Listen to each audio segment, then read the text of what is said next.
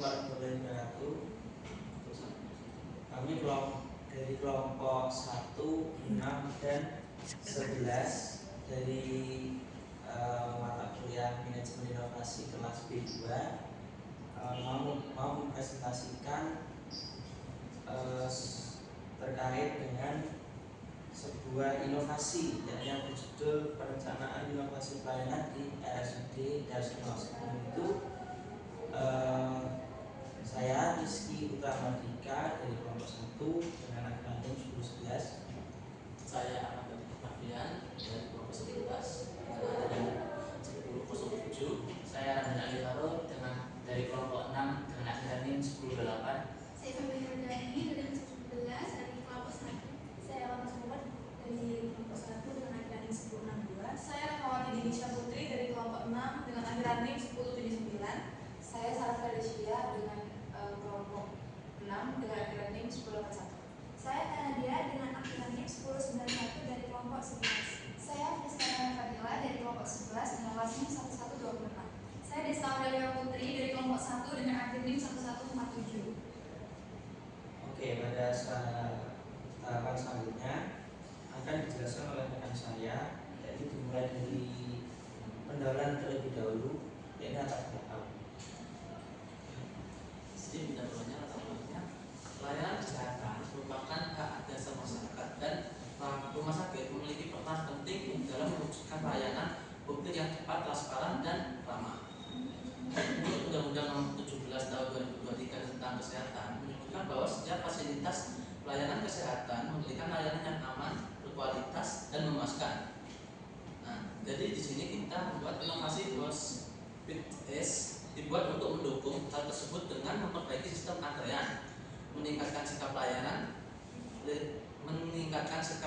tenaga kesehatan, dan membuka ruang masuk dari pasien. RSUD Dr. Darsono Pacitan sebagai rumah sakit daerah menghadapi berbagai keluhan seperti antrean panjang, aplikasi pendaftaran online yang tidak optimal, serta informasi kehadiran dokter yang tidak jelas. Sikap tenaga kesehatan yang kurang komunikatif dan belum adanya pemisahan jalur antara pasien PPK, P3K, dan umum turut memperburuk pengalaman pasien. Juga inovasi Hospice ini dirancang untuk mengoptimalisasikan pelayanan administrasi rumah sakit dengan mudah dan cepat, meliputi perbaikan sistem antrian dan informasi dokter, memberikan pelatihan etika pelayanan, pemisahan jalur pelayanan, serta penyediaan kotak saran sebagai media evaluasi langsung dari pasien. Selanjutnya adalah masih bab 1, yaitu rumusan masalah. Oke, di sini terdapat 4 rumusan masalah. Yang pertama adalah bagaimana dalam memperbaiki sistem antrian di RSUD Dr. Darsono. Yang kedua adalah bagaimana untuk meningkatkan kualitas interaksi dan tenaga kesehatan melalui pelatihan dan etika pelayanan. Yang ketiga adalah bagaimana pemisahan jalur layanan antrian P3K dan pasien umum yang dapat mengurangi ketidaknyamanan pasien. Dan yang terakhir adalah bagaimana mekanisme kotak masukan dan saran dapat digunakan sebagai evaluasi untuk efektivitas pelayanan. Selanjutnya akan dijelaskan berikutnya yaitu ujung proyek. Pertama yaitu meningkatkan kualitas pelayanan kesehatan melalui transparansi informasi antrian dan kehadiran dokter dengan pembaruan aplikasi antrian dan smart display. Yang kedua yaitu membangun budaya pelayanan yang ramah, cepat, dan beretika bagi tenaga kesehatan. Yang ketiga yaitu menyediakan layanan yang lebih adil dan teratur melalui pemisahan jalur pelayanan. Yang terakhir yaitu menyediakan ruang partisipasi masyarakat dalam menilai pelayanan rumah sakit melalui kotak masukan dan saran.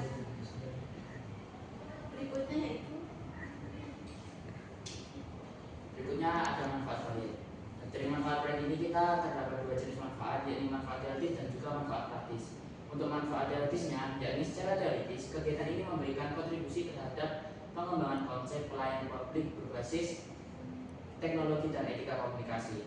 Inovasi Hospice dapat menjadi referensi dalam kajian administrasi publik.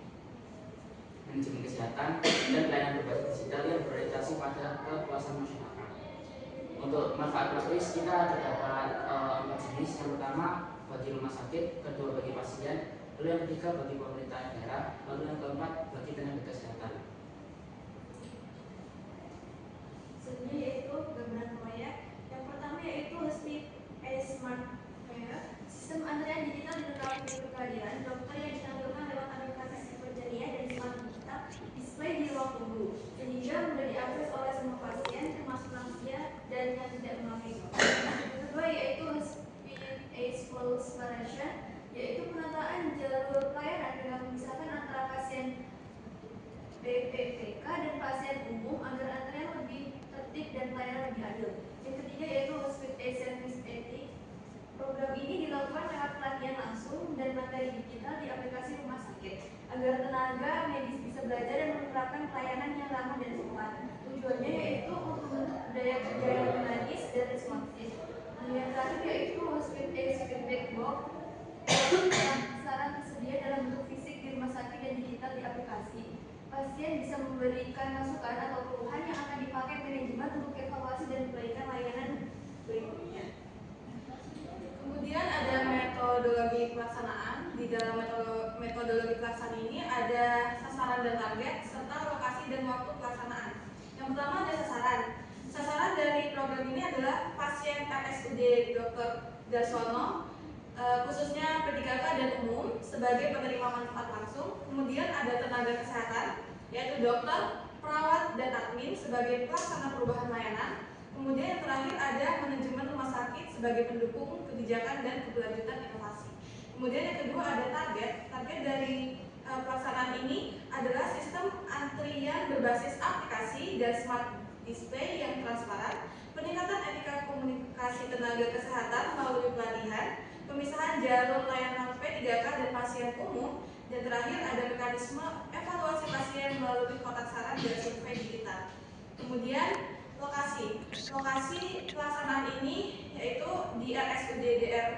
Darsono, Kabupaten Pacitan, Provinsi Jawa Timur, dengan alasan pemilihan termasuk rumah sakit utama milik pemerintah daerah, menjadi rujukan utama masyarakat Pacitan, mengalami berbagai keluhan terkait antrian, pelayanan, dan sistem informasi, dan memiliki potensi besar untuk ditingkatkan melalui inovasi layanan publik. Kemudian waktu pelaksanaan, durasi kegiatan sekitar 6 bulan. Tahapan pelaksanaan itu pada bulan pertama dan kedua, yaitu persiapan dan survei awal, bulan ketiga dan keempat implementasi inovasi, bulan kelima evaluasi dan pengumpulan umpan balik, dan bulan keenam yaitu analisis hasil dan penyusunan laporan. Bagian selanjutnya itu metode pelaksanaan. Yang pertama, mengidentifikasi masalah melalui survei, wawancara, dan observasi. Yang kedua, bagaimana perencanaan inovasi dalam pengembangan aplikasi, desain SOP, dan penjadwalan layanan. Yang ketiga yaitu pelatihan tenaga kesehatan, di mana di sini melatih komunikasi, etika, dan profesionalisme. Yang selanjutnya yaitu implementasi yang dilakukan secara bertahap. Dan terakhir, memonitoring dan mengevaluasi melalui survei kepuasan dan masukan dari stakeholder. Lalu bagian berikutnya adalah bentuk kegiatan dan indikator keberhasilan. Bentuk kegiatan yang direncanakan meliputi yang pertama pengembangan teknologi layanan, kedua peningkatan kapasitas SDM, ketiga rekayasa sistem layanan, dan keempat mekanisme partisipasi pasien. Lalu indikator keberhasilan dalam inovasi ini yaitu yang pertama efektivitas teknologi layanan yang diukur melalui berkurangnya waktu tunggu pasien minimal 20%. Lalu kedua kualitas interaksi tenaga kesehatan meningkat.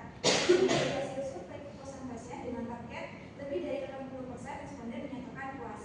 Ketiga, terapkan jalur layanan dengan indikator berkurangnya keluhan terkait kebingungan jalur pasien. Keempat, partisipasi masyarakat dalam evaluasi meningkat dengan target minimal 50% pasien memberikan masukan melalui kotak saran atau survei digital. Lalu terakhir, keberlanjutan program yang ditunjukkan oleh komitmen manajemen rumah sakit untuk mengadopsi inovasi dalam kebijakan internal. Selanjutnya yaitu rincian anggaran. Untuk yang pertama, dalam mendukung pelaksanaan inovasi ini, kami telah menyusun 3 fokus utama kegiatan, yaitu pengembangan teknologi layanan, peningkatan kapasitas SDM, dan rekayasa sistem layanan. Untuk pengembangan teknologi layanan sendiri, anggaran itu dialokasikan untuk pengadaan perangkat pendukung seperti komputer, printer, serta aplikasi sistem digital sederhana dan jaringan internet dengan total 21 juta. Untuk peningkatan kapasitas SDM sendiri dilakukan dengan pelatihan bagi tenaga administrasi dan pelayanan publik agar mampu mengelola sistem digital dan memberikan layanan yang lebih profesional dan juga responsif dengan total anggaran 6.750. Sementara pada bagian rekayasa sistem layanan, anggaran digunakan untuk penyusunan SOP baru, evaluasi alur pelayanan, serta kegiatan monitoring dan evaluasi efektivitas sistem yang telah diterapkan dengan total 6 juta. Jadi untuk total rincian anggaran sebesar 33.750. Dan selanjutnya ada sumber dana. Di sini sumber dana ada dari pendapatan BLUD dari jasa layanan sebesar 75 miliar. Lalu ada retribusi pelayanan kesehatan 20 miliar, pendapatan lain ada 6 miliar, sehingga total pendapatan RSUD sebesar 102 miliar 400 juta rupiah. Dan selanjutnya kesimpulan, pelayanan kesehatan di RSUD Dr. Darsono Pacitan menghadapi tantangan seperti lamanya waktu tunggu, kurangnya transparansi jadwal dokter, dan komunikasi yang belum optimal dengan pasien. Untuk mengatasinya, rumah sakit mengimplementasikan inovasi berupa sistem antrian digital dengan fitur kehadiran dokter real time, pelatihan etika dan komunikasi bagi tenaga kesehatan, serta pemisahan jalur layanan pasien P3K dan umum guna meningkatkan keteraturan. Inovasi ini dilengkapi dengan mekanisme umpan balik melalui kotak saran dan survei digital yang mendorong pelayanan responsif. Berdasarkan pendekatan partisipatif, penerapan inovasi teknologi, peningkatan SDM dan rekayasa sistem layanan terbukti meningkatkan kepuasan pasien, efisiensi, serta membangun budaya pelayanan profesional dan berintegritas di RSUD Dr. Darsono Pacitan. Baik, demikian presentasi dari kelompok 1, 6, dan 11. Apabila ada salah, mohon dimaafkan. Dan akhir kata, wassalamualaikum warahmatullahi wabarakatuh.